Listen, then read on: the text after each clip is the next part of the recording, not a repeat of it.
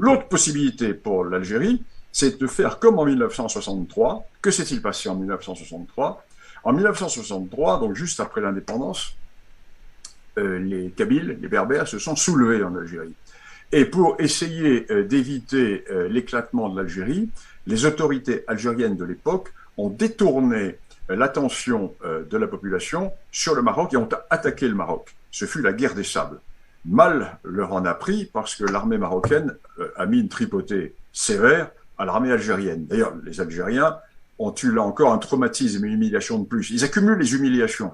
Alors pour sortir des humiliations, ils s'inventent un passé glorieux, mais ils accumulent les humiliations. Et le risque serait qu'aujourd'hui, l'Algérie, qui est surarmée, tente, pour détourner l'attention et les querelles internes, les divisions internes, et pour masquer son immense échec, enfin l'immense échec de ses dirigeants, tente une opération de déstabilisation du côté du Maroc.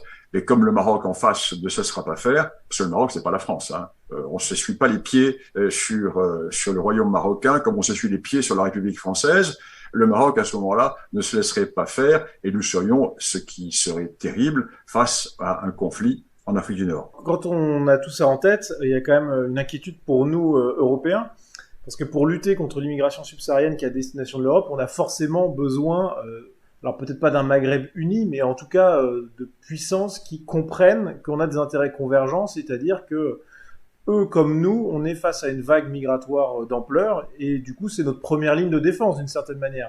Alors comment Oui, on peut faire en sorte que les Algériens reviennent à la raison et comprennent ça, et qu'on ait une espèce de bonne entente potentielle, cordiale entre eux et nous? alors moi je prône ça depuis des années, mais pour cela, il faut renverser le problème. Il faut que nous nous fassions nous respecter. Tant que nous ne serons pas respectés, nous ne pourrons pas avoir de politique méditerranéenne.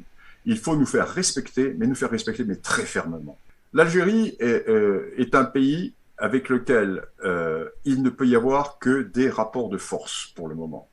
Des rapports de force pour le moment, tant que l'Algérie n'aura pas fait son introspection, tant que le système algérien n'aura pas décidé de regarder son histoire en face, tant que l'Algérie continuera à vivre sur une fausse histoire et sur une rente mémorielle qui est une rente complètement artificielle, on ne pourra rien faire avec. Avec quelqu'un qui refuse de voir la réalité, l'on ne peut pas discuter. Les Algériens prétendent qu'ils vivent dans un monde carré, alors que nous sommes dans un monde rond. À partir de ce moment-là, il n'est pas possible d'avoir un point commun. Quand les Algériens auront enfin admis qu'il y a des réalités historiques qui doivent être prises en compte, alors à ce moment-là, si tout de même nous avons encore, nous, une volonté d'exister, mais ce n'est pas évident, nous pourrons avoir des rapports tout à fait normaux, tout à fait amicaux, et j'allais même dire fraternels.